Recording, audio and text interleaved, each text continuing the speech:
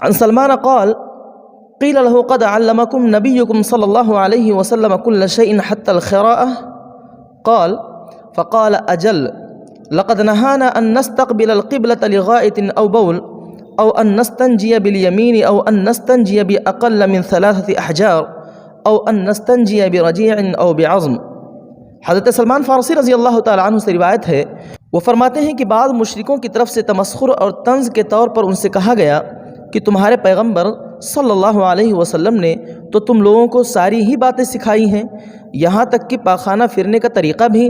حضرت سلمان فارسی رضی اللہ تعالیٰ عنہ نے ان سے کہا کہ ہاں بے شک انہوں نے ہم کو سب کچھ ہی سکھایا ہے اور استنجے کے متعلق بھی ضروری ہدایتیں دی ہیں، چنانچہ انہوں نے ہم کو اس سے منع فرمایا ہے کہ پاخانہ یا پیشاب کے وقت ہم قبلے کی طرف رخ کریں، یا یہ کہ ہم داہنے ہاتھ سے استنجا کریں، یا یہ کہ ہم استنجے میں 3 پتھروں سے کم استعمال کریں، یا یہ کہ ہم استنجا کریں اونٹ، گھوڑے یا بیل وغیرہ کسی چوپائے کے فضلے یا ہڈی سے۔ اس حدیث کو امام مسلم رحمہ اللہ نے روایت کیا ہے۔ محترم سامعین و سامعات،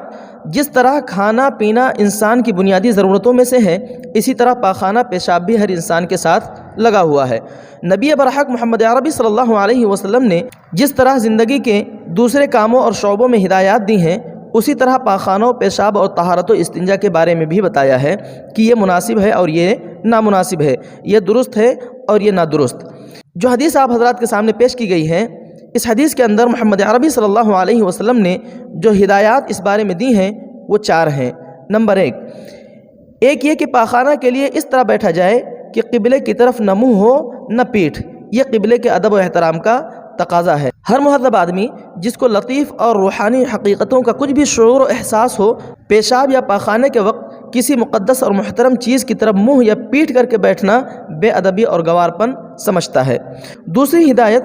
آپ صلی اللہ علیہ وسلم نے یہ دی کہ داہنا ہاتھ جو عام طور پر کھانے پینے، لکھنے پڑھنے وغیرہ سارے کاموں میں استعمال ہوتا ہے، اور جس کو ہمارے پیدا کرنے والے نے پیدائشی طور پر بائیں ہاتھ کے مقابلے میں زیادہ صلاحیت اور خاص فوقیت بخشی ہے، اس کو استنجے کی، گندگی کی صفائی کے لیے استعمال نہ کیا جائے۔ یہ بات بھی ایسی ہے کہ ہر مہذب آدمی جس کو انسانی شرف کا کچھ شعور و احساس ہے، اپنے بچوں کو یہ بات سکھانی ضروری سمجھتا ہے۔ تیسری ہدایت آپ صلی اللہ علیہ وسلم نے یہ دی ہے کہ استنجے میں صفائی کے لیے کم سے کم 3 پتھر استعمال کرنے چاہیے، کیونکہ عام حال یہی ہے کہ 3 سے کم میں پوری صفائی نہیں ہوتی۔ بس اگر کوئی شخص محسوس کرے کہ اس کو صفائی کے لیے 3 سے زیادہ پتھروں یا ڈھیلوں کے استعمال کرنے کی ضرورت ہے تو اپنی ضرورت کے مطابق زیادہ استعمال کرے، اور اسی طرح ہر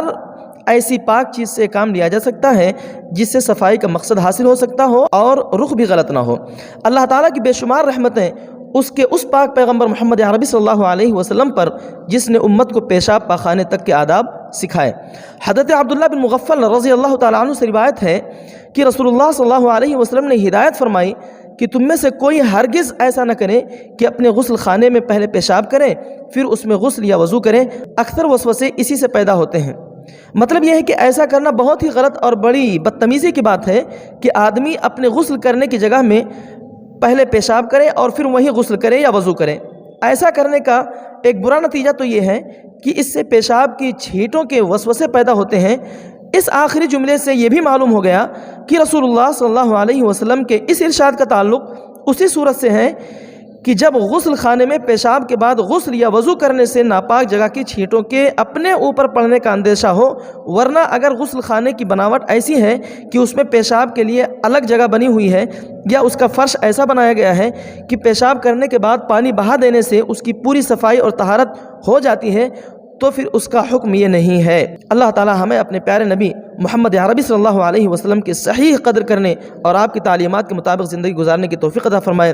اللہ تعالی ایسے مشفق و محسن نبی محمد عربی صلی اللہ علیہ وسلم پر بے شمار رحمت نازل فرمائے جنہوں نے اپنے امت کو پیشاب پاخانہ تک کے آداب تعلیم فرمائے۔ صلی اللہ تعالی علیہ وعلی آلہ واصحابہ وازواجہ وذریاتہ وآل بیتہ اجمعین۔ والسلام علیکم ورحمۃ اللہ وبرکاتہ۔